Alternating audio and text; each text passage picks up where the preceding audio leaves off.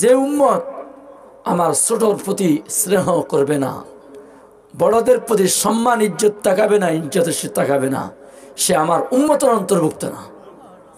নবী এত কঠিন শব্দ ব্যবহার করছেন। আর সে জায়গাতে আজ মুরব্বী, বাবা, দাদা, ইজ্জত, সম্মান, সমাজের শ্রদ্ধা, ওনাদের মুরব্বী না কি শব্দ কি বল করো, পারলে আরো উল্টা বেয়াদবি করে, যার কারণে পুরা দুনিয়া অশান্তি ভরপুর, ঠিক কিনা? দোস্ত মুরব্বী, আমি আসলে এখানে আসা, আমার এই সোনুয়া ইউনিয়নে আলহামদুলিল্লাহ সব প্রোগ্রামে আমাকে দাওয়াত দেন, কেন যেন আমি নিজে জানি না। সব প্রোগ্রাম আপনাদের কাজ দিকে বলেন, সোনুগনিয়া বলেন, এই যে যত প্রোগ্রাম হয় প্রায় প্রোগ্রামে আলহামদুলিল্লাহ দাওয়াত পড়ে। কোনো মানে সাড়া দিতে পারি, কোনো মানে সাড়া দিতে পারি না, তবে সবাই আমাকে মহাব্বত করেন। এটাই আমার ভবিষ্যৎ, আমি মনে করি আমার উন্নতির সামান, এছাড়া আর কিছু না। তো আপনাদের থেকে দোয়া নেওয়ার জন্য আসছি। ওয়াজ আপনাদেরকে করবো না, আপনাদের থেকে ওয়াজ শুনবো, এটা আমার দরকার। বলে তাহলে স্টেজে কেন উঠছেন?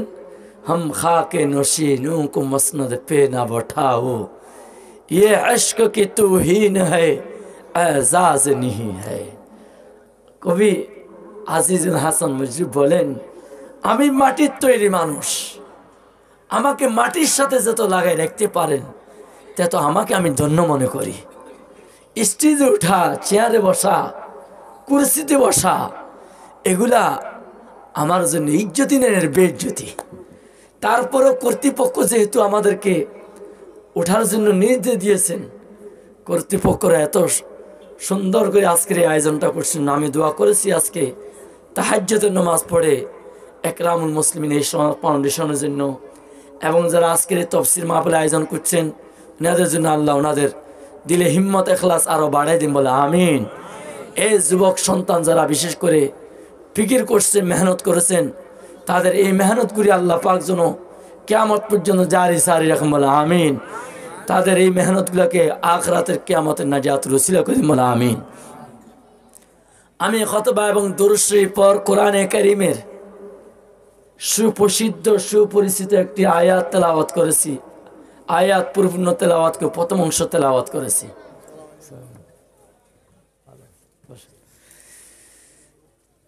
আয়াতটির তাফসীর আল্লাহ হায়াতে বাঁচালে যদি সময় পাই বলবো, তার আগে বলবো আয়াতটিকে আমরা কি বলি?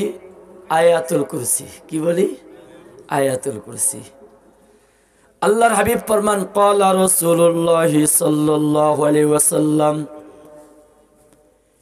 লিকুল্লি শাইইন কলবান ওয়া কলবুল কুরআনি সূরাতু ইয়াসিন। প্রত্যেকটা মানুষের একটা হার্ট থাকে, কল্ব থাকে। কোরআন মজিদের একটা হার্ট আছে, কল্ব আছে। কোরআন মজিদের হার্টের নাম কি, কলবের নাম কি? সূরা ইয়াসিন। সুবহানাল্লাহ। আমার হার্ট না থাকলে আমি কি দুনিয়াতে থাকবো? হার্ট স্ট্রোক করে মারা গেছে, অর্থাৎ হার্টটা ক্লিয়ার না হয়ে বন্ধ হয়ে গেছে, মারা গেছে, শেষ। তেমনি ভাবে কোরআন মজিদের একটা হার্ট কল্ব আছে, সেটা হলো সূরা ইয়াসিন। সূরা ইয়াসিনের বহুত ফজিলত আছে, প্রসিদ্ধগুলো আলোচনা করব। এক নম্বর, আল্লাহ নবী ফরমান, আমার উম্মত যে ব্যক্তি দিনের শুরু বেলায় সদরিন নাহার ফি সদরিন নাহার, দিনের শুরু বেলায় সূরা ইয়াসিন তেলাওয়াত করবে, পুরা দিনে তার হাজাতগুলি আল্লাহ পাক পূরণ করে দিবেন। সুবহানাল্লাহ। বলেন হুজুর, আমি দোকান করি, ব্যবসার ভিতর কোনো উন্নতি দেখি না। আমি ক্ষেত কামার করি, আমি সেখানে কোনো লাভ দেখি না। আমি অফিস আদালত করি, সেখানে আমার কোনো লাভ দেখি না। আল্লাহ নবী ফরমান, আমার উম্মত, তুমি ফজরের পরে সর্বপ্রথম ফজর নামাজের পরে এই সূরা ইয়াসিনটা তেলাওয়াত করো। তুমি অন্তরে পুরা দিন যা করার জন্য এরাদা করবা, আল্লাহ পাক সব এরাদাগুলি পূরণ করে দিবেন। সুবহানাল্লাহ। সূরা ইয়াসিন এক নম্বর ফজিলত। দুই নম্বর, আল্লাহর হাবিব জনাবে রাসূলুল্লাহ সাল্লাল্লাহু আলাইহি ওয়াসাল্লাম ফরমান, যে ব্যক্তি একবার সূরা ইয়াসিন তেলাওয়াত করবে, তার আমলনামায় সাথে সাথে 10 খতম কোরআন শরীফের সওয়াব লেখা হইয়া যাবে। কত খতম? একবার কোরআন খতম করতে কতক্ষণ লাগে? এক পারা পড়তে 8 ঘন্টা লাগে, তাই 30 পারা পড়তে 15 ঘন্টা লাগবে। কত ঘন্টা? 15 ঘন্টা। নবী ফরমান, আমার উম্মত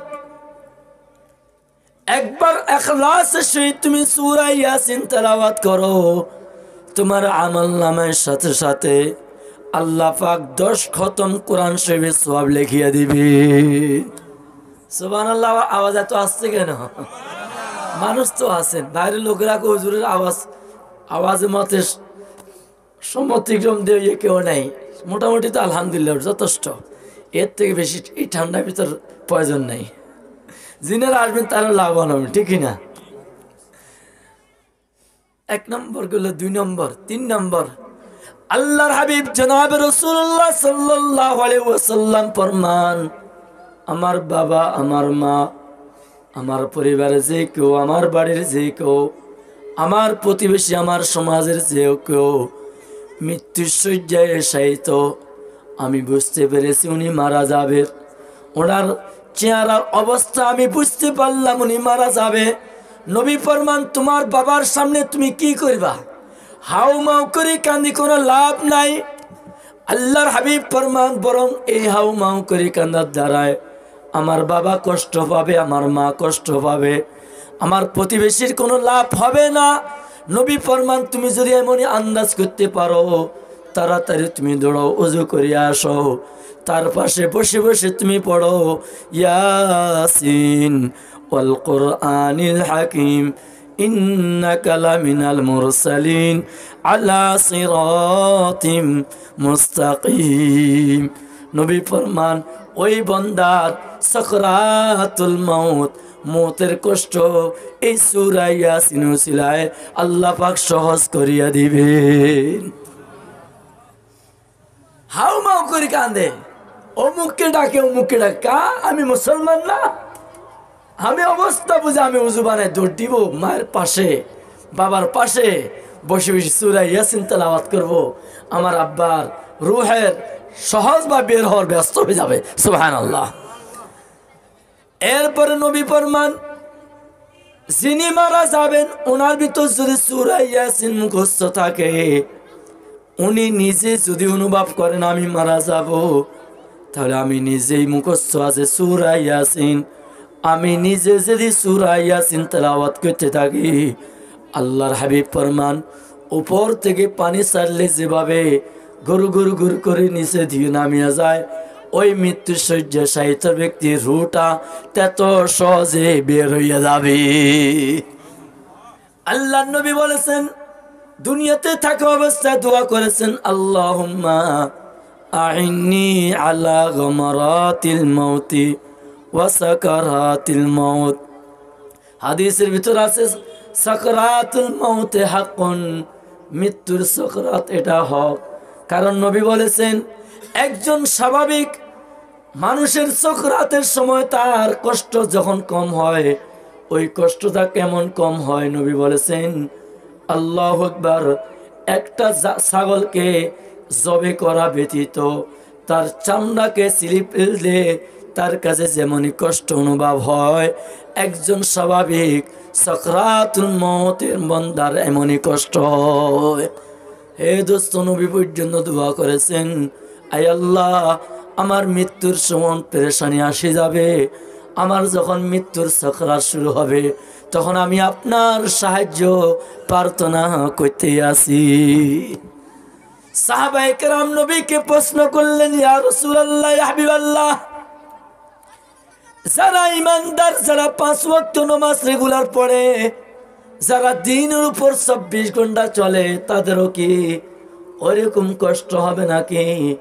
আল্লাহ নবী বলেছেন, তাদেরও কষ্ট হবে, তবে তাদের কষ্টটা কেমন লাগবে? নবী ফরমান, একটা সন্তান 15 বছর পরে বিদেশ থেকে একজন মায়ের কাছে উপস্থিত হয়েছে, ওই মা সন্তানকে 15 বছর পরে পাইয়া বুকের সাথে জড়াইয়া এমন জোরে একটা শক্ত চিপ দিয়েছেন, এই চিপটা যদি আরেকজনে দিত সন্তান কাছে কষ্ট লাগতো, যখন মা চিপ দিয়েছে ওই মায়ের চিপটা সন্তানের কাছে মজা অনুভব হয়েছে, ঠিক না?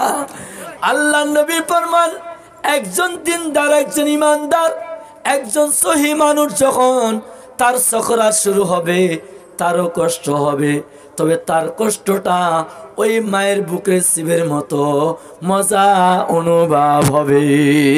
সুবহানাল্লাহ। এই জন্য দোস্ত মুরব্বিনে কেরাম, আমরা প্রত্যেকজনে যদি ঈমান আমল চলতে পারি, আমাদের এই ঈমান আমলটা আমাদের সাকরাতুল মওতের সহযোগী হবে। পারবো তো ইনশাআল্লাহ? আল্লাহ আমাদের সবাইকে তৌফিক দান করো। আমি বলেছিলাম প্রত্যেকটা জিনিসে একটা হাড় থাকে, তেমনি কোরআন মজিদে একটা হাড় আছে। কোরআন মজিদ হাড়ের নাম কি? সূরা ইয়াসিন। তেমনি ভাবে প্রত্যেকটা জিনিসের ভিতরে একটা বর্ধিত অংশ থাকে। যেমন আমাদের দেশের যে ষাঁড় গরুগুলো আছে, ওই ষাঁড় গরুগুলোর ভিতরে একটা বর্ধিত অংশ আছে, যেটাকে আমাদের ভাষা আমরা বলি চোঁট। আমরা কি বলি? চোঁট বলি। যেটা হাঁটার সময় এইভাবে কি করে, ডুলে লড়ে, ঠিক কিনা? আল্লাহ নবী ফরমান তেমনি ভাবে কোরআন মজিদের একটা সূরা আছে। কোরআন মজিদের সূরার নাম হলো সূরা বাকারা। কোরআন মজিদের সূরার নাম কি? সূরা বাকারা। সূরা বাকারার একটা সরদার আছে, সেই সরদারটার নাম হলো আয়াতুল কুরসি। সূরা বাকারার সরদার নাম কি? আয়াতুল কুরসি। এই আয়াতুল কুরসির ভিতর দুই ধরনের পায়দা আছে। এক পায়দা হলো দুনিয়াবি পায়দা, আরেক পায়দা হলো উখরবি পায়দা। উখরবি পায়দাটা আগে বলি। ক্বালা রাসূলুল্লাহ সাল্লাল্লাহু আলাইহি ওয়াসাল্লাম মান ক্বারাআ আয়াতাল কুরসি দুবুরা কুল্লি সালাতিন মাকতুবাতিন লা ইয়ামনাউহু মিনাল জান্নাতি ইল্লাল মাউত। আল্লাহর হাবিব ফরমান, যে আমার উম্মত 5 ওয়াক্ত নামাজের পরে 5 বার আয়াতুল কুরসি তেলাওয়াত করবে, তার সাথে আর জান্নাতের সাথে মাঝখানে কোনো পার্টিশন থাকবে না। একটাই পার্টিশন থাকবে, যেটার নাম হলো মৃত্যু। সুবহানাল্লাহ। আর তার নবী ফরমান, আমার হযরত উদাহরণ দিয়েছেন এভাবে, নদীর ওই পার হলো আমার বন্ধু, এই পার হলাম আমি। মাঝখানে শুধু বন্ধুর সাথে সাক্ষাৎ হওয়ার জন্য মাধ্যমের নাম হলো ব্রিজ। ব্রিজটা পার হইলেই বন্ধুর সাথে সাক্ষাৎ। নবী ফরমান, আমার যে উম্মত 5 ওয়াক্ত নামাজের পরে আয়াতুল কুরসি তেলাওয়াত করবে, ওই উম্মতের সাথে জান্নাতের সাথে সাক্ষাতের শুধু মাঝখানে একটা ব্রিজ থাকবে, যে ব্রিজটার নাম হলো মৃত্যু। অর্থাৎ এই জগৎ থেকে তার রুটা বের হইতে দেরি, জান্নাতের সাথে যোগাযোগ হইতে 1 সেকেন্ডও দেরি হবে না। এমনই আমল কারা কারা করতে রাজি আছি? হাত উঠাই। আল্লাহ আমাদের সবাইকে তৌফিক দান করো। একবার আয়াতুল কুরসি পড়তে কয় ঘন্টা লাগবে বলেন তো দেখি? 1 মিনিট আমাদের নজওয়ান, আধা মিনিট 1 মিনিট আমাদের নজওয়ান। আমার মুরব্বীদের জন্য আস্তে আস্তে পড়লে 1.5 মিনিট 2 মিনিট লাগবে। তাহলে 2 মিনিট ধরে 5 ওয়াক্ত নামাজের পরে 5 বার আয়াতুল কুরসি পড়লে কয় মিনিট লাগবে? 10 মিনিট। নবী ফরমান, আমার উম্মত এই 10টা মিনিট তুমি 5 ওয়াক্ত নামাজের পরে সময় দাও, তোমার সাথে জান্নাতের সাথে মৃত্যু হইতে দেরি, সাক্ষাতের হইতে দেরি হবে না। সুবহানাল্লাহ। পারবো তো ইনশাআল্লাহ? এটা হলো উখরবি ফায়দা। এবার আসেন দুনিয়াবি কিছু ফায়দা আছে, এগুলো আমরা ব্যবহার করার চেষ্টা করব। 1 নম্বর, ক্বালা রাসূলুল্লাহ সাল্লাল্লাহু আলাইহি ওয়াসাল্লাম ইযা কুরিআত আয়াতুল কুরসি ফি দারিন ইহতাজালাতহা শায়াতিনু 30 ইয়াওমা। নবী ফরমান, আমার মা বোনেরা খেয়াল করি, আমার মুরব্বিয়ানে কেরাম খেয়াল করি, নবী ফরমান, যেই ঘরে একবার আয়াতুল কুরসি তেলাওয়াত করা হবে, ওই ঘর থেকে শয়তান 30 দিনের জন্য বয়কট ঘোষণা করে। কতদিন? 30 দিন। ভাই ফজর নামাজ পড়ছেন নেই? হুজুর প্রতিদিন পড়ি, আজকে শয়তানের দুগায় পড়তে পারিনি। কার দুগা? শয়তানের দুগায় নামাজ পড়তে পারিনি। ভাই আপনি আজকে সূরা ইয়াসিন তেলাওয়াত করছেননি? কয় শয়তানের ধোঁকায় পড়তে পারিনি। ও দোস্ত মুরব্বিনে কেরাম, নবী ফরমান যে ঘরের ভিতরে একবার আয়াতুল কুরসি তেলাওয়াত করা হবে ওই ঘরের ভিতরে 30 দিন পর্যন্ত শয়তান প্রবেশ করতে পারবে না। পারবে তো ইনশাআল্লাহ? আমার মা বোনেরা দেখবেন ইনশাআল্লাহ আয়াতুল কুরসি ঘরে পড়লে শয়তান আর আমার ছেলে সন্তানগুলিকে কোনোভাবে দখল নিতে পারবে না। 2 নম্বর দুনিয়াবি ফায়দা, ক্বালা রাসূলুল্লাহ সাল্লাল্লাহু আলাইহি ওয়াসাল্লাম ইযা কুরিআত আয়াতুল কুরসি ফি দারিন লা ইয়াদখুলুহা সিহরু সাহিরিন ওয়ালা সাহিরাতিন 40 ইয়াওমা।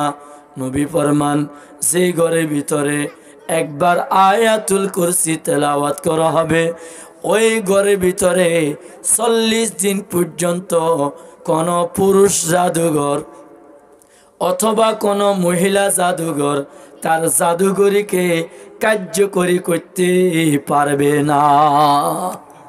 কতদিন? 40 দিন। কয়বার পড়লে? একবার আয়াতুল কুরসি পড়লে। ও দোস্ত মুরব্বিনে কেরাম, বর্তমান যুগ তো হিংসার যুগ আসে গেছে, ঠিক কিনা? আজ পেপার উঠলে দেখলাম আগাগোড়া শুধু মারামারি, ধরাধরি, মামলার হামলা ছাড়া আর কোনো খবর আছে নাকি? আর কোনো খবর আছে? এই মারামারি, ধরাধরি, মামলা, হামলা, মোকদ্দমা এগুলো কেন হচ্ছে? একমাত্র হিংসার কারণ, ঠিক কিনা?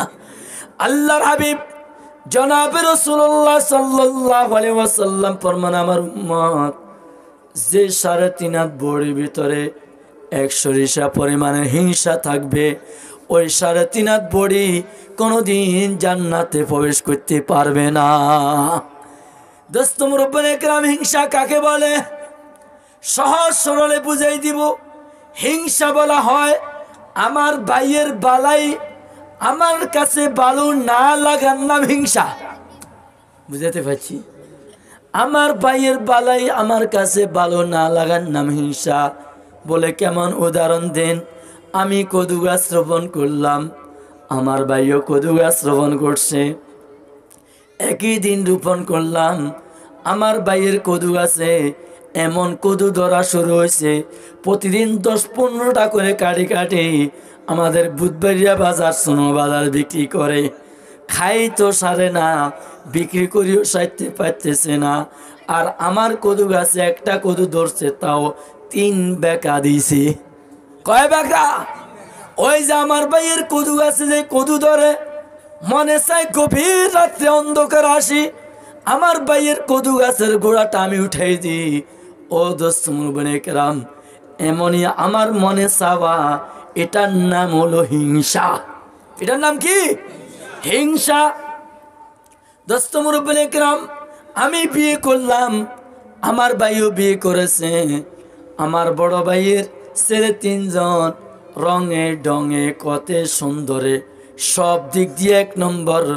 মাদ্রাসায় দিলেও 1 নম্বর, স্কুলে দিলেও 1 নম্বর, ব্যবসা বাণিজ্যের ভিতর দিলেও 1 নম্বর। ও আমার দোস্ত মুরব্বিনে কেরাম, আমার কাছে আমার ওই ভাইয়ের, আমাকে আল্লাহ পাক একটা সন্তান দিয়েছেন, তাও কালো, ডক নাই, কত নাই, রং নাই। মাদ্রাসায় দিলেও কিছু পারে না, স্কুলে দিলেও কিছু পারে না। ওই আমার ভাইয়ের সন্তানগুলিকে দেখলে আমার কাছে খারাপ লাগে। ও দোস্ত, এই অন্তরে খারাপ লাগা, এটার নাম হলো হিংসা। এটার নাম কি? হিংসা। আমি দোকান দিলাম, আমার ভাইও দোকান দিয়েছেন। ও দোস্ত মুরব্বিনে কেরাম, আমার ভাইয়ের দোকানের কাস্টমার দেখলে আমার কাছে খারাপ লাগে। চোখ দিয়ে ইশারা দিয়ে বলি তাড়াতাড়ি শহর এখান থেকে। চোখ দিয়ে বলি, দূর থেকে ইশারা দিয়া বলি এ দোকানের মাল 2 নম্বর। কয় নম্বর? 2 নম্বর। অর্থাৎ কাস্টমারকে কিভাবে আমার ভাইয়ের দোকান থেকে ফিরাই দেওয়া যায়, এমনই চিন্তা ভাবনা যার অন্তর আসে, তার নাম হলো হিংসা। তার নাম কি? হিংসা। আধ্যাত্মিক জগতের বড় রাহাবার, আধ্যাত্মিক জগতের বড় পারদর্শী ব্যক্তি হযরতে শেখ ফরিদউদ্দিন আত্তার রহমাতুল্লাহ আলাইহি বলেন, আজ হাসাদ আউয়াল তো দিল রা পাকেদার। আজ হাসাদ আউয়াল তু দিলদা ফাকেদার খেসে তন্ডা বাদাজা মোমেন সুমার। বন্দা তোমার নাম কি? মোমেনের দপ্তর কি উঠাইবা নাকি না উঠাইবা? যদি তোমার নাম মোমেনের দপ্তর উঠাইতে চাও, তোমার অন্তরটাকে তুমি পরীক্ষা করে দেখো, তোমার অন্তরে পৃথিবীর কাহার ব্যাপারে হিংসা আছে কিনা। যদি হিংসা মুক্ত অন্তর হয়, তোমার নামটা মোমেনের দপ্তর উঠিয়া যাবে। আর অন্তরে যদি নিজের বাইরের, নিজের প্রতিবেশীর, নিজের আশেপাশের লোকজনের যদি হিংসা থাকে, তাহলে তোমার নাম কখনো মোমেনের দপ্তরে উঠবে না। হে দোস্ত, নামাজ পড়া সহজ, নামাজ পড়া সহজ, কলমা পড়া সহজ, জিকির আজকার করা সহজ, ওগুলিকে সাথে নিয়ে মৃত্যুবরণ করতে পারা এটা কঠিন। কারণটা কি? আল্লাহু আকবার। আল্লাহর হাবিব জনাব রাসূলুল্লাহ সাল্লাল্লাহু আলাইহি ওয়াসাল্লাম ফরমান, শুকনা লাকড়িকে আগুনে দেওয়ার পরে আগুনে যেভাবে জ্বালাইয়া পুড়াইয়া শেষ করিয়া দে, নবী ফরমান একজন বন্দার কলবে হিংসা নামক বিয়াদিটায় তার জীবনের নেক আমলগুলিকে এইভাবে জ্বালাইয়া পুড়াইয়া শেষ করিয়া দে। মৃত্যুর আগ দিয়া যখন হযরতে আজরাইল আলাইহিস সালাতু ওয়াস সালাম আমার সামনে দাঁড়াবে, সাথে সাথে রূহ কবজ করবে না, আমাকে একটু সময় দিবে, তখন আমি একটু যোগ বিয়োগ শুরু করিয়া দিই। হাই রে, আজরাইল তো আসি গেল, আমাকে তো চলে যাইতে হবে, কি নিয়ে যাব, কি নিয়ে যাব। আল্লাহু আকবার। তখন যখন যোগ বিয়োগ করব, তখন দেখা যাবে এই দুনিয়া থেকে আমার নেওয়ার মতো মাওলার দরবারে কিছুই নাই। আমি 5 ওয়াক্ত নামাজ পড়েছি, গেল কই? আমি প্রতিদিন ফজর পরে এক পারা করে কোরআন তেলাওয়াত করলাম, গেল কই? তাহাজ্জুদ রেগুলার পড়লাম, গেল কই? জিকির আজকার করলাম, গেল কই? আওয়াবিনের শাকের পাবন্দি করলাম, গেল কই? ওই যে আমার কলবের ভিতরে হিংসা নামক একটা বাতি ইঁদুর ছিল, সে বাতি ইঁদুর আমার কলবের ভিতরে বসিয়া বসিয়া বসিয়া বসিয়া আমার সব নেক আমলগুলাকে খাইতে খাইতে খাইতে খাইতে সব জোগা করে ফেলছে। এখন আমি আল্লাহর দরবার যাওয়ার টাইম হচ্ছে না, আর চোখ বিয়োগ করে কিছুই পাই না। তখন আমাকে আফসোস করে বলে যাইতে হবে, বাগে দুনিয়া মে না হোগা কোই হামসা বদনসিব, বাগে দুনিয়া মে না হোগা कोई हमसा बदनसीब, आए थे इस बाग में और खालिदा माले चली। নামাজ পড়ছিলাম, মনে করছিলাম নিয়ে যাব কিছু, তাহাজ্জুদ পড়ছিলাম কিছু নেওয়ার আশায়, জিকির আজকার করেছিলাম কিছু নেওয়ার আশায়, দরুদ শরীফের আমল করছিলাম কিছু নেওয়ার আশায়, তেলাওয়াতের আমল করছিলাম কিছু নেওয়ার আশায়। এখন মৃত্যুর টাইমে গেল কই? ওই যে আমার কলবে হিংসা নামক বাতি ইঁদুর একটা বসা ছিল, সে হিংসা নামক বাতি ইঁদুরে খাইতে খাইতে খাইতে খাইতে আমার জীবনের সব আমলগুলা খাইয়া শেষ করিয়া দিছে। এখন মৃত্যুর টাইমে আমার আল্লাহর কাছে নেওয়ার মতো আমার কিছুই নাই। আমার হযরত উদাহরণ দিয়েছে, গোলা আছে না, ধানের গোলা, ধানের গোলা এক সময় দেখছি, এখন এখন তো নিজেরাও দান টান করি না, বা নিজেদের ঘরে দান টানও নাই, দেখি না, বুঝি না।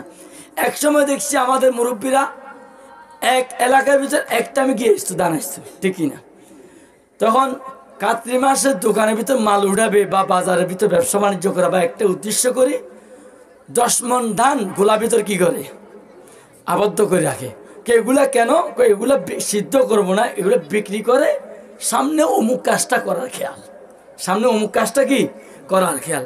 দোস্ত মুরব্বী করো, ওই 10 মণ ধান রাখছে, কিন্তু হাজী সাহেব ধানটা রাখার আগে গোলার তলাটা কি করে পরিষ্কার করে। আগ থেকে গোলার তলাতে কিছু ময়লা ছিল, হাজী সাহেব মনে করছে ময়লা না, এগুলা পরিষ্কার করার কি দরকার, ধান ফেলা দিয়েছি। হাজী সাহেব তো জানে না এই ময়লা এগুলোর ভিতরে যে বাতি ইঁদুর একটা রয়ে গেছে, বুঝতে পারছি না। এই গোলার তলা দিয়ে যে বাতি ইঁদুর একটা রয়ে গেছে, হাজী সাহেবের আর কি নাই, খবর নাই। হাজী সাহেব 10 মণ ধান রাখি 6 মাসের উপদি ডাকনা দিয়ে রেখেছে। মাঝে মাঝে কোনো উন্ডির কোনো খায় কিনা, অন্য কিছু নষ্ট করে কেন, উপদি ডাকনা উঠলে মাঝে মাঝে দেখি, উপদি কি দেখা যাবে না। এই বাতি ইঁদুরে খায়, নিজে খাইছে, আবার বাচ্চা দিছে, সে বাচ্চা বড় আবার নিজে খাইছে, আবার বাচ্চা দিছে, সে বাচ্চা খাইয়া আবার বাচ্চা দিছে। দিতে দিতে দিতে দিতে ও দোস্ত মুরব্বী কেরাম দেখা যায় ঠিকই 10 মণ ধান উপদি ঠিক মতো আছে। মূলত যখন 6 মাস পরে ওই 10 মণ ধান যখন নামাইতে গেছে, এক বিঘার তলে হাত দিয়া দিকে সব জোগা হইয়া রয়েছে, একটা দানের ভিতরও চাউল নাই। হাজির সাহেব হাই কুবাল কি করলাম, দেখতে রইলাম উপর দিয়ে 10 মণ ধান ঠিকই আছে, নিচে দিয়ে খাইলেও কি যে খাইছে বাতি দূরে, সে বাতি দূর খাইয়া সেখান থেকে আবার বাতি দূর জন্ম দিছে, আবার জন্ম দিছে, আবার জন্ম দিছে। ও দোস্ত আমি আপনি নমাজ ইবাদত বন্দিগি করতে কম করি না, আমার কাছে লাগতেছে আমি বহুত কিছু করতেছি। মাঝে মাঝে চিন্তা করি মাশাআল্লাহ আমি জীবনে আমার সমাজের ভিতর সবচাইতে বেশি আমি আমল করতেছি, কিন্তু মৃত্যুর আগ দিয়া ওই ধান নামানোর সময় মতো যখন চেক করে দেখবো গোলাতে তলার কিছুই নাই, সব জোগা হয়ে গেছে। কিসে জোগা করলো? ওই হিংসা নামক বাতি দূর কলবে বসিয়া বসিয়া খাইতে খাইতে খাইতে উপর দিয়ে দেখা যায় তাহাজ্জুদ, ভিতর দিয়ে দেখা যায় তাহাজ্জুদের কোনো গুণ নাই। উপর দিয়ে দেখা যায় 5 ওয়াক্ত নামাজ, ভিতর দিয়ে দেখা যায় 5 ওয়াক্ত নামাজের কোনো গুণ নাই। উপর দিয়ে দেখা যায় তেলাওয়াত, ভিতর দিয়ে দেখা যায় তেলাওয়াতের কোনো গুণ নাই। এই গুণগুলা নষ্ট কিসে করলো? আমার কলবে হিংসা নামক বিয়াদিটাই করেছে, ঠিক না? হে দোস্ত মুরব্বী کرام, এই জন্য সিজদা দেওয়ার আগে আমাকে আপনাকে আগে এই অন্তরটা পরিষ্কার করতে হবে। এই অন্তর ভিতরে কারোর কোন নামে কোনো হিংসা আছে কিনা? হিংসা মানি আমার ভাইয়ের বালাই আমার কাছে বালা না লাগার নাম হলো হিংসা। ও আমার দোস্ত মুরব্বী کرام, আমার মা বোনের খেয়াল করি, আমার জালের 5টা মুরগি বাচ্চা দিছে, 500টা মুরগির বাচ্চা হইতে হইতে হইতে এক একটা মুরগির বাচ্চা 2 কেজি ওজন হইয়া গেছে। খাইছে এই 5টা মুরগি যদি আমার জালে বিক্রি করে, এক একটা মুরগির দাম 1500 টাকা হলে বহুত টাকার মালিক হইয়া যাবে।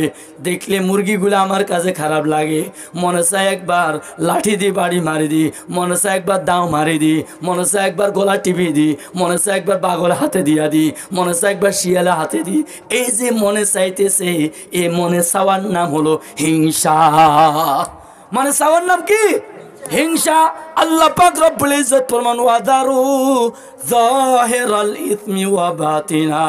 ও দুনিয়ার হাজী সাহেবেরা, ও দুনিয়ার ইমাম সাহেবেরা, ও দুনিয়ার মাওলানা সাহেবেরা, ও দুনিয়ার পীর সাহেবেরা, আল্লাহ পাক ফরমান বান্দা তোমার জীবনের কর্মসূচি একটাই হবে, তোমার কলবের ভিতর কোনো বাতিনি কোনো গুনাহ আছে কিনা। জহেরি গুনাহতে বাঁচা সহজ, কারণ আমি যদি বন্যা দোকানে এখানে কি করি, টেলিভিশন চাই, আমার আপনারা রাখবেন না, লাঠি দিয়ে পিড়ি শেষ করে দিবেন, ঠিক না? টেলিভিশন আমি চাইতে পারবো না, জেনা করা আমার দ্বারা সম্ভব না, আমার দ্বারায় ঘুষের লেনদেন করা সম্ভব না, সুদের লেনদেন করা সম্ভব না। এই জহের গুনাহ থেকে এই প্রেস্টিজটা বহাল রাখার জন্য বাঁচা সহজ, কিন্তু বাতিনি বসে বসে যে আমি কতগুলা গুনাহ করতেছি ওগুলা আপনারা কেউ জানেন না। ও দোস্ত মুরব্বী کرام, এই জন্য আল্লাহ ফরমান বান্দারে তোমার জহেরি গুনাহ থেকে তোমার বাতিনি গুনাহটা মারাত্মক, কারণ এই বাতিনি গুনাহটাই তোমার কলবের ভিতর বসিয়া বসিয়া বসিয়া তোমার জীবনের ঈমান আমল নেক আমল সবগুলা বরবাদ করিয়া দে। এই জন্য ফরিদুদ্দীন আত্তার রহমাতুল্লাহ আলাইহি ফরমান আজ হাসাদ আউয়াল তু দিল রা ফাকেদার, আজ হাসাদ আউয়াল তু দিল রা ফাকেদার, খেসে তনরা বাদাজা মোমেন সুমার। মোমেনের দপ্তর উঠবে কখন? যদি এই কলবটা হিংসা মুক্ত কলব হয়। বুঝাতে পারছি কিনা? এই জন্য আমাদের মুরব্বীরা বলতেন শেষ রাত্রে উঠে তাহাজ্জুদের নামাজ পড়িয়া বলতেন হাসাদ বুগজো মেরে দিল সে দূর কর, হাসাদ বুগজো মেরে দিল সে দূর কর, দিল কো মেরি আনওয়ার সে গুলজার কর। তাহাজ্জুদের নামাজ পড়ি একবার বল রব্বুল আলামিন হাসাদ বুগজো অন্যর ব্যাপার আমার কলবে রাখিয়েন না, কারণ এটা আমার ঈমান আমলকে ধ্বংস করিয়া দে।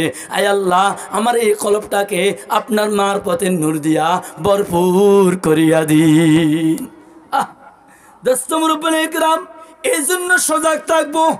আমরা আজকাল ইবাদত করতে কম করি না, নেক আমল করতে কম করি না, কিন্তু অন্যর ব্যাপারে হিংসা করতে একজনও কি করি না, কম করি না। অদৃশ্য রোগ 10টা, কিবরুন নুখুওয়াত জাহালু গাফলাত হেকদকিনা বদজনি কিতবত আহদির ইয়াও বগজগি বদুশমনি। ওই 10টা রোগ থেকে একটা মারাত্মক রোগের নাম হলো হিংসা। ও দোস্ত মুরবানে কেরাম, এই হিংসার কারণে মানুষের পিছনে লাগিয়া যায়, তাবিজ দোয়াতে যায়। ওই খোনার বলে আমাদের প্রেমী ভাষা, খোনার বুঝেন তো, তাবিজ দোয়া করে তার কাছে যাই, বলে বাইরে আমার বাতিজা কোটি কোটি টাকা কামাই করে, আমার বাতিজার মাথাটাকে পাগল করে দিতে পারবি নি, তোরে 50,000 টাকা দিব, আমি ভাত খাই বা না খাই তোরে 50,000 টাকা চুক্তি, আজকে 5,000 দিয়ে স্টার দিলাম। সেই জন্য বাড়িঘর থেকে রাস্তার পাগল হইয়া বের হয়ে যায়। এমনই তুই করে দিতে পারলি, তোর সাথে আমার 50,000 টাকা চুক্তি। বর্তমান বাজারে এমনই আছে কি নাই? আছে কি নাই? এইটা হিংসা থেকে হয়। আল্লাহর হাবিব জনাব রাসূলুল্লাহ সাল্লাল্লাহু আলাইহি ওয়াসাল্লাম ফরমান, আমার উম্মত ওষুধ তোমার ঘরে আছে, ওষুধের জন্য কোনো কবিরাজের কাছে যাইতে হবে না, কোনো খোনার কাছে যাইতে হবে না, কোনো ব্যক্তির পূজা করতে হবে না।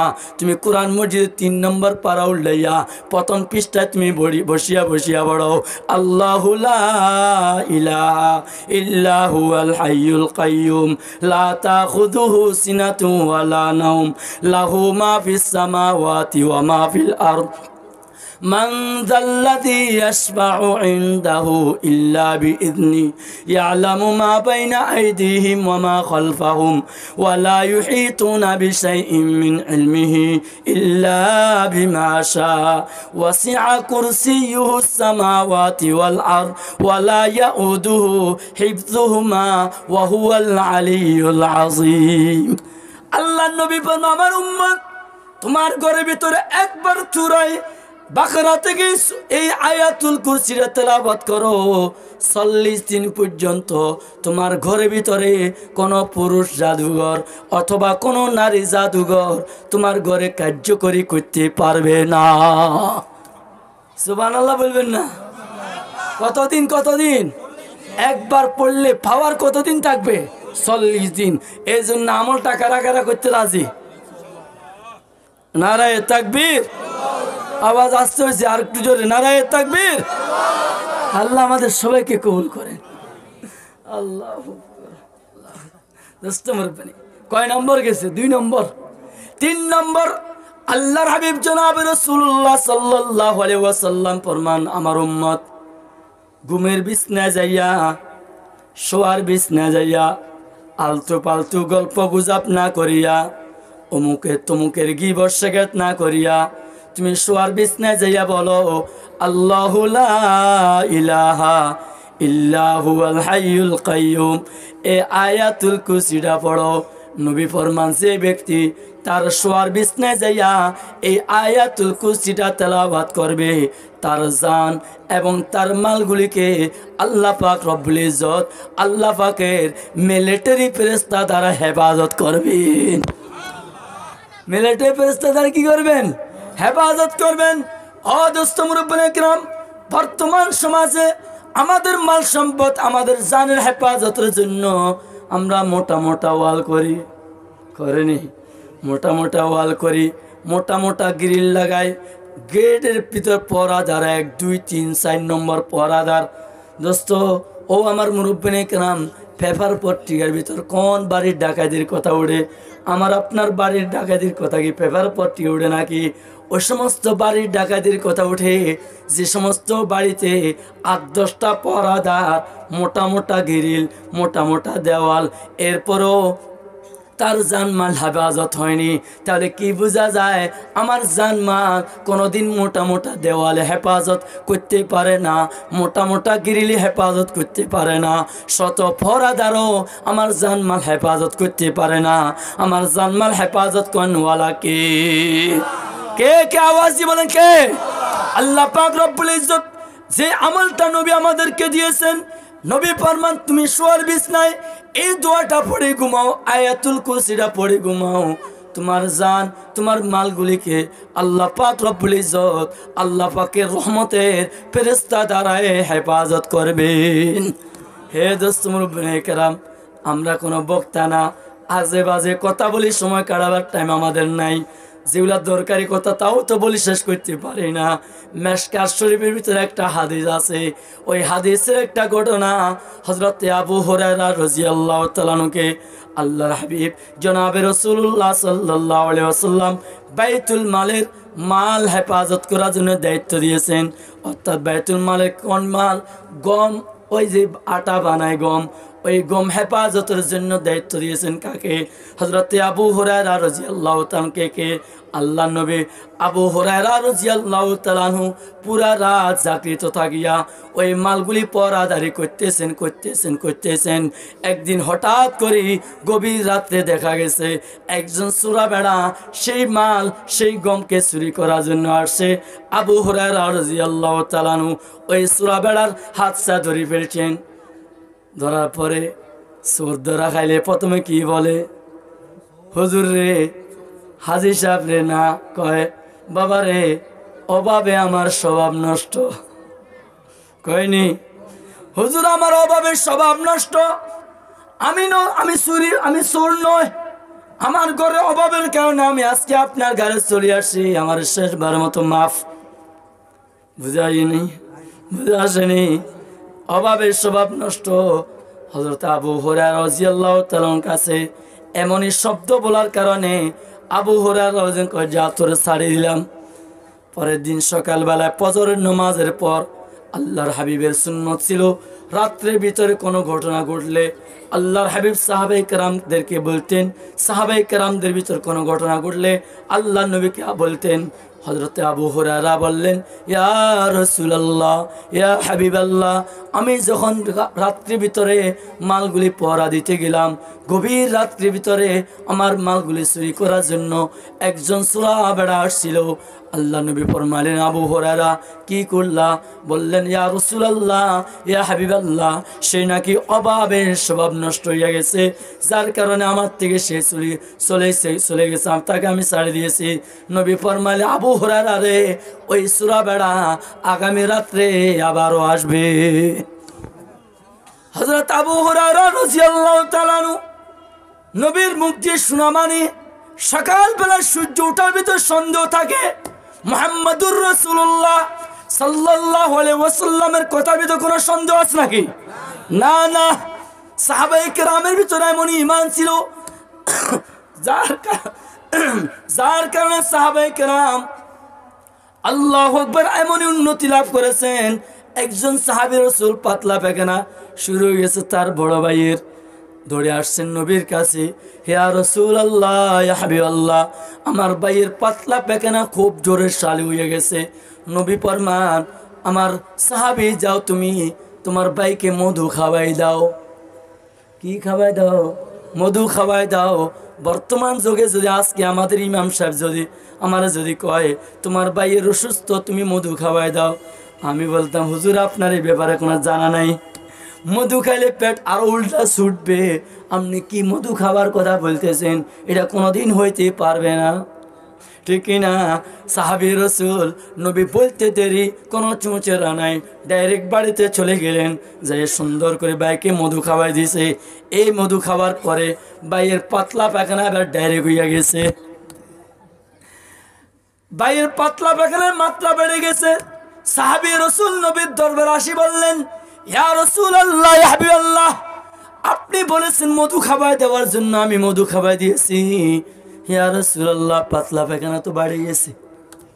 নবী ফরমালেন, যাও তোমার ভাইকে আবার মধু খাওয়াই দাও।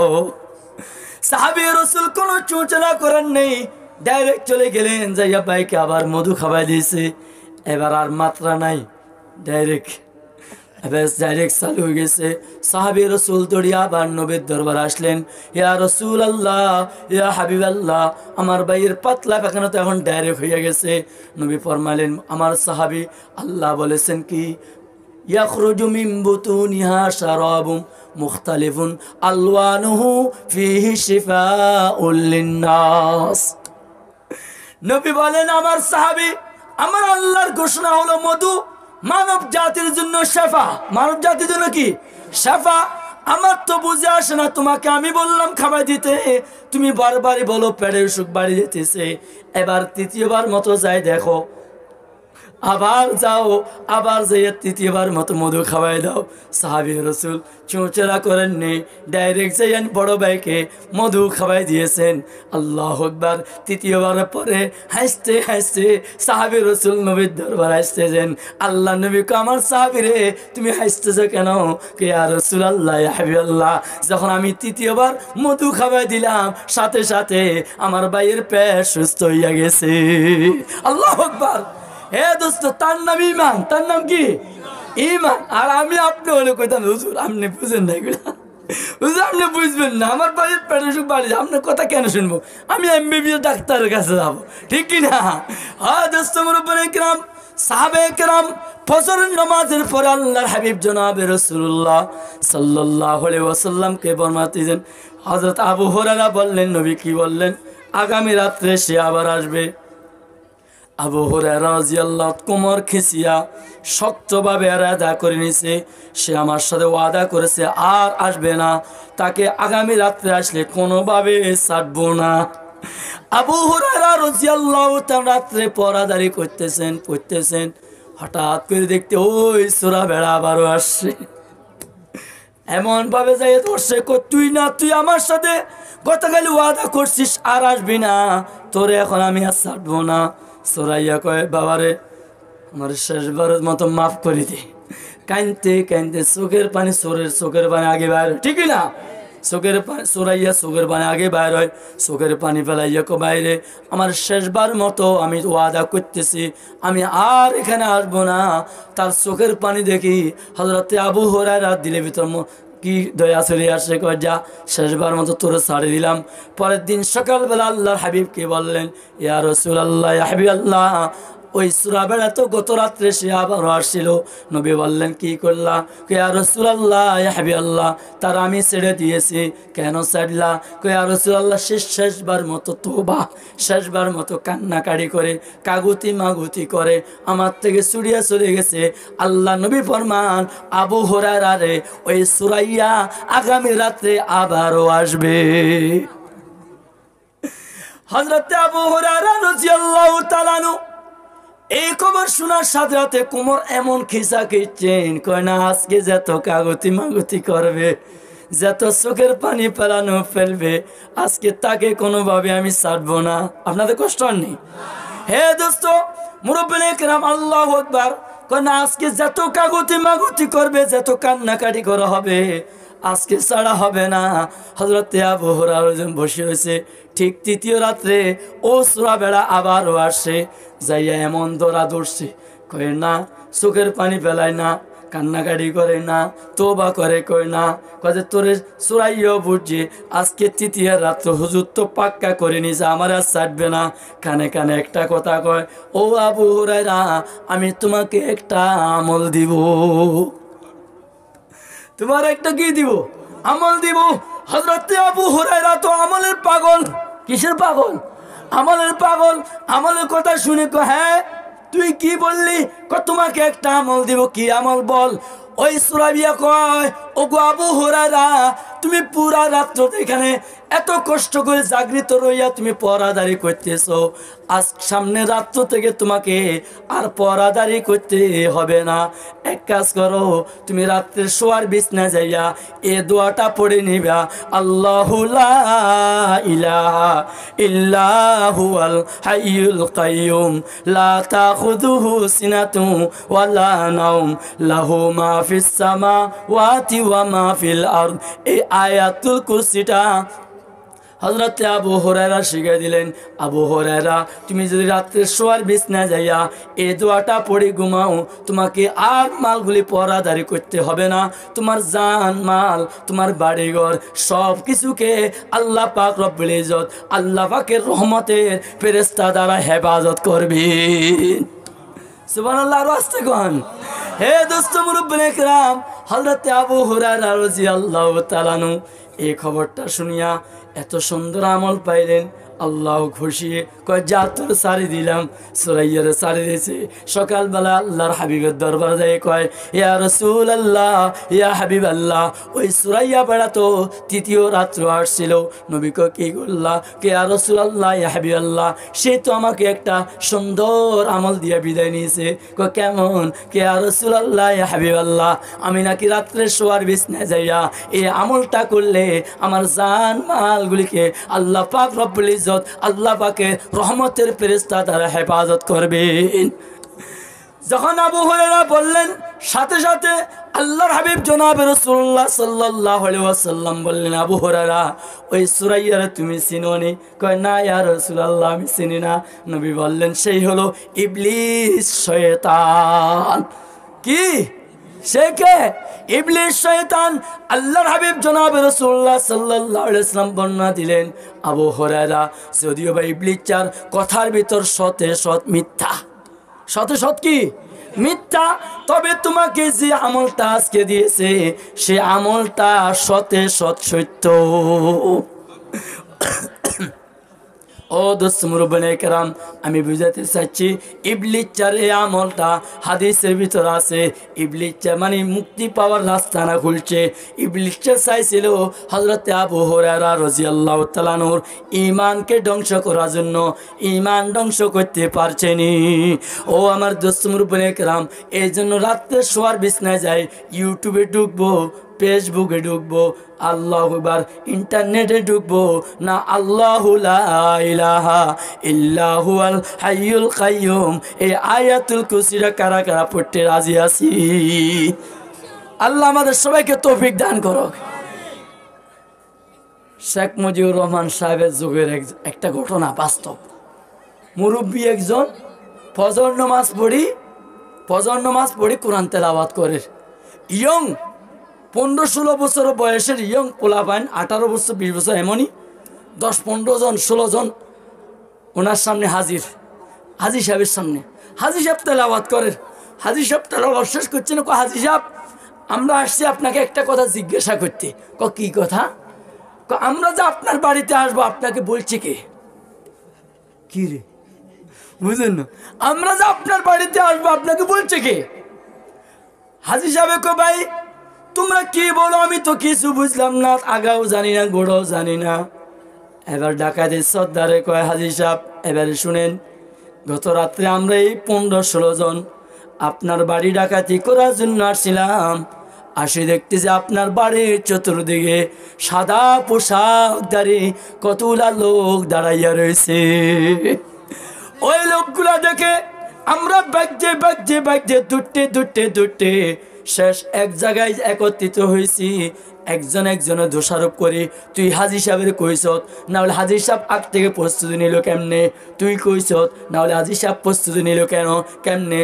ও হাজি সাহেব, আমাদের 16 জনের ভিতরে কেউ আপনার কান পর্যন্ত এই কথাটা পৌঁছাইল না, তাহলে তৃতীয় কোন শক্তি আপনার এই কানে আমাদের এই ঘটনাটা পৌঁছাই দিল, খবরটা পৌঁছাই দিল?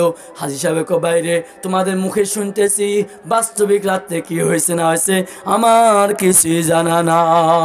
তবে হাজি সাহেব বলেন, আমার বন্ধুরা, আমি মাহফিলে গিয়েছিলাম, হুজুরদের মুখে শুনেছিলাম আল্লাহর নবীর হাদিস, রাত্রে শোয়ার বিছনায় যাইয়া যদি কোনো বান্দা আয়াতুল কুরসি তেলাওয়াত করিয়া ঘুমায়, তার জান মালগুলিকে আল্লাহ পাক রহমতের ফেরেশতা দ্বারা হেফাজত করেন। ও ডাকাতের ভাইরা, তোমরা যে বলেছো রাত্রে সাদা পোশাকধারী দেখেছো, আল্লাহর কসম খাই বলতেছি, বাস্তবিক আমার পক্ষ থেকে কোনো প্রস্তুতি ছিল না। সম্ভবত আমার আল্লাহর হাবিবের হাদিসটা 100 সত্য বোঝা গেছে। আমি রাত্রে শোয়ার সময় আয়াতুল কুরসি পড়িয়া ঘুমাইছিলাম, এরপরে কি হয়েছে না হয়েছে আমি কিছুই জানি না। তাহলে এমনই আমরা করতে রাজি আছি তো ইনশাআল্লাহ। কারা কারা হাত তুলে দেখাই। আল্লাহ আমাদের সবাইকে তৌফিক দান করুক। নাম হল আয়াতুল কুরসি। আজ আমাদের বিশ্বাস নাই, মানে আরে মোল্লায় কত না কথা কয়, কথা বুঝেন না? হুজুররা হাজারিয়া বই কত না কথা কয়, বাদ দেবে কেন? সব বিশ্বাস নাই, জন্য কামও হয় না। বুঝাতে পারছি না।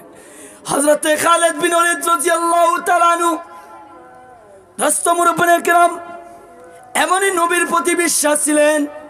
যখন যুদ্ধের ময়দানে খালিদ বিন ওলীদ রাদিয়াল্লাহু তাআলা মুসলমানদের কমান্ডার আর কাফেরের কমান্ডাররা সব মুখোমুখি হইয়া গেছে, যুদ্ধ শুরু হবে, এমনই অবস্থায় ওই কাফেরের লিডার শুনতে পারছে মুসলমানদের লিডারের নাম হলো খালিদ বিন ওলীদ। কে বলেন না? খালিদ বিন ওলীদ। ওই কাফেরের লিডার খালিদ বিন ওলীদের কথা শুনে কাফেরের লিডারে বলে, না আমি এখানে যুদ্ধ করব না, কারণ খালেদের সাথে যুদ্ধ করে কামিয়াব হতে পারবো না। খালেদের ইমানের স্পিড বেশি না অস্ত্র বেশি? কি বেশি? ইমানের স্পিড বেশি। খালেদের সাথে যুদ্ধ করতে পারবো না, যুদ্ধ করে সফল হব না। আল্লাহু আকবার। ওই কাফের বাহিনী লিডার কয়, চলো আমরা সবাই খালিদ বিন ওলীদের সাথে সন্ধি করে আসি, চুক্তি করে আসি। ও আমার দোস্ত মুরব্বিনে কেরাম, কাফের বাহিনী সবাইকে নিয়ে ওই লিডারে খালিদ বিন ওলীদের সামনে আসছে। খালিদ বিন ওলীদ, আমরা আপনার সাথে যুদ্ধ করব না, আপনার সাথে সন্ধি করতে চাই, চুক্তি করতে চাই। খালিদ বিন ওলীদ রাদিয়াল্লাহু তাআলার সাথে কথা বলতেছে। এমনই অবস্থায় দেখতে পাচ্ছেন ওই কাফের লিডারের হাতে একটা বোতল, কি যেন একটা বোতল। খালিদ বিন ওলীদ রাদিয়াল্লাহু তাআলা বললেন, হে ভাই, তোমার হাতে এই বোতলটা কিসের? কয় না বলবো না। কয় না বলেন। কয় এটা বিষের বোতল। কিসের বোতল? বিষের বোতল। কয় এটা কি করে? কয় এখানে যে কতগুলো বিষ আছে এগুলা খাওয়ার সাথে সাথে মানুষ মারা যায়। আল্লাহু আকবার। খালিদ বিন ওলীদ রাদিয়াল্লাহু তাআলা বললেন, আমার সাথী ভাই, দয়া করে আমাকে বিষের বোতলটা দেন, সাই মানুষ খাইলে কেমনে মরে আমি দেখি, আমি খাইয়া দেখি। আল্লাহু আকবার। খালিদ বিন ওলীদ বলেন, মানুষ মারা যায় কেমনে? আমি খাইয়া দেখি, আমাকে দাও। ওই কাফের লিডার কয়, না না না, তোমাকে দিব না, তুমি খাইয়া মারা যাবা, তোমার বাহিনীরা আমাদেরকে ধ্বংস করিয়ে দিবে। আল্লাহু আকবার। খালিদ বিন ওলীদ রাদিয়াল্লাহু তাআলা সাহাবায়ে কেরামদেরকে আওয়াজ দিয়ে বললেন, আমার সাথী ভাইরা, আমি যদি এই বিষ পান করে মারা যায়, তোমরা আমার বদলায় এদের থেকে একটা সিমড়ও নিবা না। খালিদ বিন ওলীদ রাদিয়াল্লাহু তাআলা এই ঘোষণা দিয়া ওই কাফের লিডারের হাত থেকে বিষের বোতলটা নিলেন। বিষের বোতলের ঢাকনা খুলিয়া আল্লাহু আকবার, দুইটা ঠোঁট লাড়িয়া কি যেন একটা মন্ত্র পড়েছে, কি যেন একটা মন্ত্র পড়েছে। কাফের বাহিনী সব তাকাই রয়েছে, খালিদ কি পড়ে কি পড়ে, কি যেন একটা ঠোঁট লাড়িয়ে পড়ছে। এরপরে ডক গট গট গট করে করিয়া পুরা বিষের বোতল বিষ পান করে ফেলছেন। আল্লাহু আকবার। হাদিসের ভিতর লিখতেছেন, খালিদ বিন ওলীদ রাদিয়াল্লাহু তাআলা নূর শরীরে জর্রা পরিমাণ কোনো পরিবর্তন আসেনি, শুধু চেহারা দিয়া চিকন চিকন গাম বের হয়েছে। আল্লাহু আকবার। ও দোস্ত মুরব্বিনে কিরাম, খালিদ বিন ওলীদ রাদিয়াল্লাহু তাআলা যখন এইভাবে পান করিয়ে স্বাভাবিক অবস্থায় বসিয়া রয়েছেন, কথা বলতেছেন, ওই কাফের লিডার বলে, ওগো খালিদ, তোমাকে আমি একটা প্রশ্ন করতে চাই। তুমি এই বিষ পান করার আগে তুই ঠোঁট ডুলাইয়া কি যেন মন্ত্র পড়েছো, সেই মন্ত্রটা আমাকে একটু করে বলো, যে মন্ত্রটায় আমার এই বিষের বোতলকে তোমার জন্য শরবতের পরিণত করে দিয়েছে। আল্লাহু আকবার। হে দোস্ত মুরব্বিনে কিরাম, যখন খালিদ বিন ওলীদ রাদিয়াল্লাহু তাআলা প্রশ্ন করলেন, খালিদ বিন ওলীদ রাদিয়াল্লাহু তাআলা উত্তর দেন, আমার সাথী ভাইরা, আল্লাহর হাবিব, দুজানের সরদার, হাবিবে খোদা, সাইয়্যিদুল মুরসালিন, ইমামুল আম্বিয়া, রাহমাতাল লিল আলামিন, শফিউল মুযনিবিন, তাজদার মদিনা, হায়াতুন নবী মুহাম্মদুর রাসূলুল্লাহ সাল্লাল্লাহু আলাইহি ওয়াসাল্লাম আমাকে একটা আমল দিয়েছেন। বিষ না, বিষ থেকেও যদি মারাত্মক আমি কোনো কিছু খাই, তার আগে যদি আমি দোয়াটা পড়ি খাই, তাহলে ওই মারাত্মক জিনিস আমার শরীরে ঢুকবে, তবে আমাকে জর্রা পরিমাণের কোনো ক্ষতি করতে পারবে না। আল্লাহু আকবার। হে দোস্ত মুরব্বিনে কিরাম, খালিদ বিন ওলীদ রাদিয়াল্লাহু তাআলাকে প্রশ্ন করা হলো, কোন দোয়াটা পড়েছেন? ও আমার দোস্ত মুরব্বিনে কিরাম, এই দোয়াটা আমরা কেউ কেউ পারে, সকাল বিকাল 3 বার ভিতর আমল আছে। বিসমিল্লাহিল্লাযী লা ইয়াদুর ইয়াদুররু মা ইসমিহি শাইউন ফিল আরদি ওয়ালা ফিস সামাই ওয়া হুয়াস সামিউল আলিম। না পারলে হুজুরদের থেকে লিখে নিব একেবারে সহজ। বিসমিল্লাহিল্লাযী লা ইয়াদুররু মা ইসমিহি শাইউন ফিল আরদি ওয়ালা ফিস সামাই ওয়া হুয়াস সামিউল আলিম। বিসমিল্লাহিল্লাযী লা ইয়াদুররু মা ইসমিহি শাইউন ফিল আরদি ওয়ালা ফিস সামাই ওয়া হুয়াস সামিউল আলিম। ও দোস্ত মুরব্বিনে কেরাম, ওই কাফের লিডার তার বাহিনী সহ এই কথা শুনতে না শুনতে খালিদ বিন ওয়ালিদের দিকে হাত বাড়াইয়া সাথে সাথে কলমা পড়িয়া মুসলমান হইয়া গেছে। আল্লাহ, যুদ্ধ আর দরকার হয়েছে নাকি? যুদ্ধ আর দরকার? এটা ইমানের পাওয়ার। এটা কি বলে কিসের পাওয়ার? ইমানের পাওয়ার। ও হুজুর এত কিছু পড়ি খাই এরপরে তো ক্রিয়া করে, আমার ইমান নাই যে, ঠিকই না? মোল্লা কি না কয়, মোল্লা খালি বকর বকর বকর বকর করে, বাদতে ফেলে আমাদের মতো আমার চল, তাহলে তো আপনি যা মন চায় তা করেন, সমস্যা। কিন্তু আমার ইমান, আল্লাহু আকবার, ইমান কেমন? হযরত আলী রাদিয়াল্লাহু তাআলা আনহু আল্লাহর হাবিব জনাব রাসূলুল্লাহ সাল্লাল্লাহু আলাইহি ওয়াসাল্লাম মক্কা শরীফের থেকে হিজরত করে রওনা দেওয়ার সময় বিছনায় কাকে শোয়া দিয়েছেন? কাকে বলেন না? হযরত আলীকে বিছনায় শোয়া দিয়েছেন। ও আমার দোস্ত মুরব্বিনে কেরাম, সাহাবায়ে কেরাম আলী রাদিয়াল্লাহু তাআলাকে মদিনায় যাওয়ার পরে প্রশ্ন করেছেন, ও গো আলী, ওই রাত্রিতে আপনার ঘুমটা কেমন হলো? কারণ চতুর্দিকে দুশ্মন দাঁড়ানো ছিল, কেউ অস্ত্র নিয়া, কেউ লাঠি নিয়া, কেউ ছুরি নিয়া, চতুর্দিকে দুশ্মন হাউমাউ করতেছে আপনার নবীর উপর আক্রমণ করার জন্য। তাহলে ওই বিছনাতে নবী আপনাকে শোয়া দিয়া চলে গেছেন, আপনার রাত্রিটা কেমন কাটাইছে?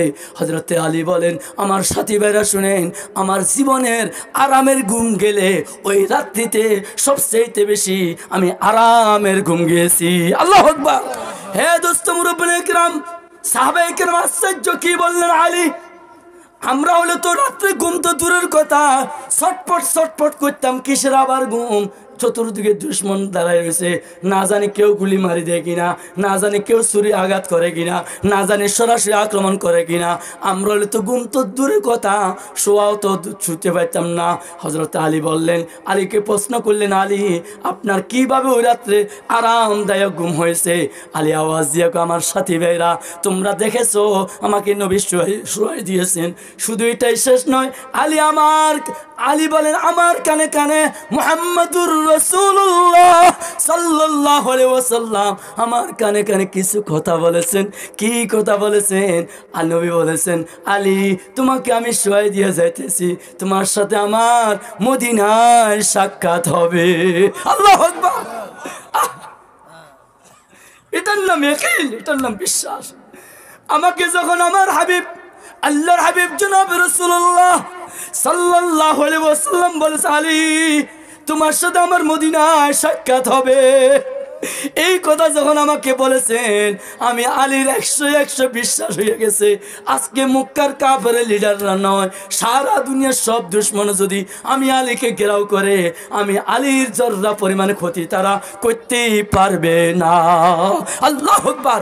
এটাকে বলেন আল্লাহর নবীর ইশক প্রেম, আল্লাহকে রাজি করার জন্য।